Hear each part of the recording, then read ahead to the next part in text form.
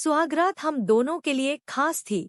आज के दिन हम सारी बंदिशें तोड़ना चाहते थे, एक दूसरे का आलिंगन करना चाहते थे, प्यार करना चाहते थे, लेकिन ऐसा हो जरूरी नहीं है। 29 साल की उम्र में मेरे घर वाले मेरे लिए रिश्ता ढूंढना शुरू कर दिए थे। पर मैं एक मैडम के साथ पहले से ही रिलेशनशिप में था। 3 साल तक खूब आनंद लिया हम दोनों ने। हफ्ते में 2-3 बार हमारे बीच अंतरंग बन जाते, जिससे मुझे यकीन होता कि ये लड़की भी मुझसे उतना ही प्यार करती है जितना मैं करता हूँ। लेकिन एक दिन मैडम का प्रमोशन हो गया और उनकी तनख्वाह मुझसे ज्यादा हो गई। धीरे धीरे मेरे अंदर भी उन्हें कमी दिखने लगी और 3 साल का रिलेशनशिप खत्म हो गया। और उसी के साथ ये भी कि अब इससे शादी होगी। मैंने कई जगह पे प्रोफाइल बनाई और अपने लिए मॉडर्न लड़की ढूंढने लगा, क्योंकि जिसमें साथ में था वो नए ख्यालात की लड़की थी। उधर घर वाले भी लड़की देखते, ज्यादातर लड़की गांव की या छोटे शहर की होती, और मैं फोटो देखते ही मना कर देता, ये बोल करके कि ये तो मैं क्लास की नहीं है। मैं बंगलोर में सॉफ्टवेयर इंजीनियर हूँ, बड़े बड़े लोगों के साथ उठना बैठना है।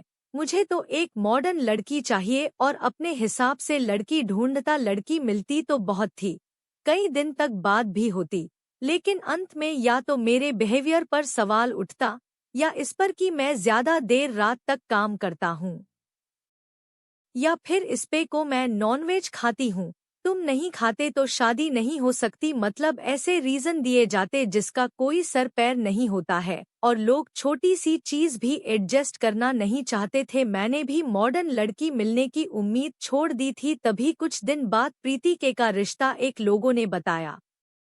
जब हम लोग देखने गए तो साधारण सी कुर्ती पहने एक 26 साल की लड़की आगे, बिना किसी मेकअप या फैशन के। मैंने नाक मुंह सिकोड़ लिया पर बोला कुछ भी नहीं। घर आने पर मैंने बोला को जो लड़की जिसे लोग देखने आ रहे हैं वो इस समय इतने साधारण ढंग से है, उसे क्या हो साहूर होगा, मैं शादी नहीं कर सकता। ये बोलकर मैं बाहर चला गया।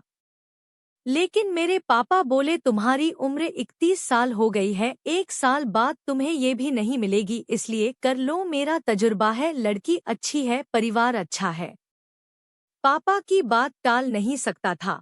मैंने बोला ठीक है, जैसा आपको सही लगे। अगली सुबह पापा ने प्रीति के घर वालों को फोन किया और बताया कि हमारे तरफ से हाँ है, आप आगे की तैयारी शुरू कीजिए।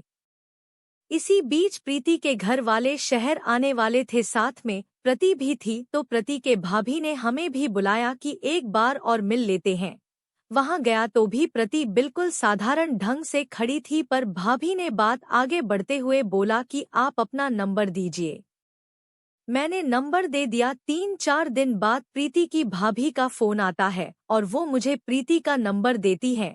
वो बोलती है जब सही लगे तो फोन कीजिएगा। मैंने उसी रात प्रीति से बोल दिया कि देखो मैं एक अच्छी सोसाइटी में रहता है, इतने साधारण ढंग से मेरे साथ ज्यादा दिन चल नहीं पाएगा। इतने में प्रति ने बस ये जवाब दिए कि मैं कोशिश करूंगी। धीरे धीरे बात बढ़ने लगी और हम एक दूसरे की पसंद नापसंद को जानना शुरू कर दिए। आगे भविष्य में क्या करना है ये सब भी अब प्रीति मुझे ठीक लगने लगी थी, लेकिन अभी भी मन में एक टीस थी कि वो गांव की है। इस बार फिर मिलने का मन हुआ। प्रीति आई और इस बार वो थोड़ा मेकअप की थी, कपड़े टाइट पहनी थी।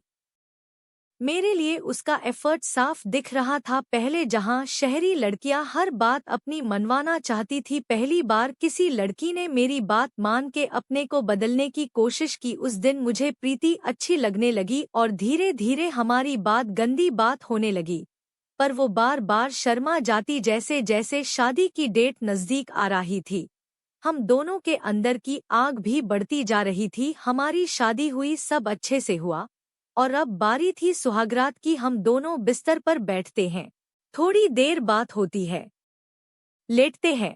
प्रीति मेरा हाथ अपने हाथ से पकड़ती है और हम दोनों एक दूसरे के चुंबन में खो जाते हैं। बस इसके बाद क्या हुआ मुझे कुछ नहीं पता। मैं सुबह 7 बजे उठता हूँ, देखता हूँ तो मेरे सुहागरात वाले कमरे में पूरा घर बैठा था। प्रीति का हाथ मेरे सर पर था, जो लगातार मेरे सर को सहलाए जा रहा था।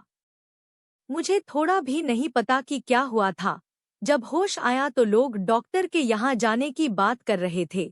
गाड़ी बुलाई गई थी, तभी मेरे दोस्त ने बोला कि रात में मुझे अचानक से मिर्गी का दौरा पड़ गया था, तुम्हें कुछ याद नहीं? मैंने बोला हाँ, मुझे कुछ याद नहीं।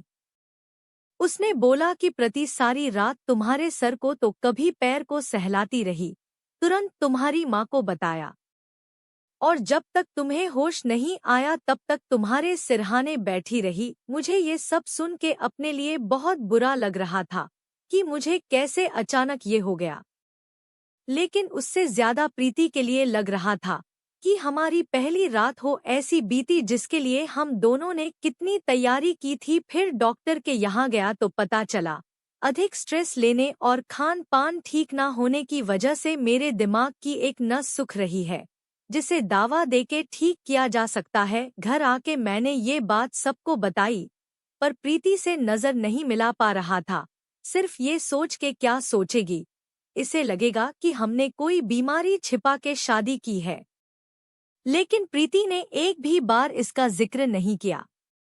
उल्टा जब मेरे पास होती तो मजाक करती और माहौल को हल्का करने की कोशिश करती। बहुत हिम्मत के बाद मैंने बोला कि तुम ऐसा मत सोचना कि मैंने कोई बीमारी छिपा के शादी की है। उसने तुरंत मुझे सीने से लगाया और बोला, हाय राम, कैसी बात कर रहे हैं?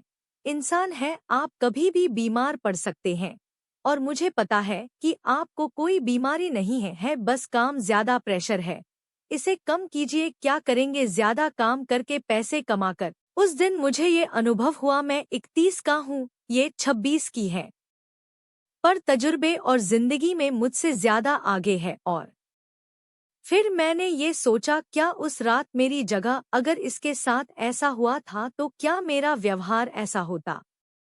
क्या मैं रात भर इसके सर पर हाथ रखता? जवाब था नहीं, क्योंकि मुझे पहले ही ये था कि ये तो गांव की लड़की है, मेरा और इसका स्टैंडर्ड एक नहीं है।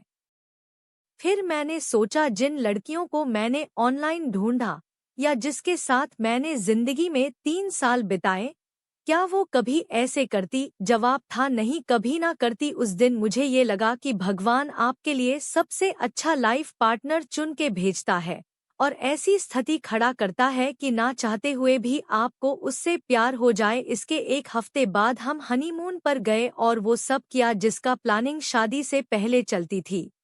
लेकिन इस बार मैंने उसे पूरे मन से स्वीकार किया था और उसने भी मुझे पूरे मन से। तो प्रेम करने का आनंद 10 गुना था। मेरी कहानी अच्छी लगी हो तो एक लाइक करके अपना प्यार दिखाइएगा।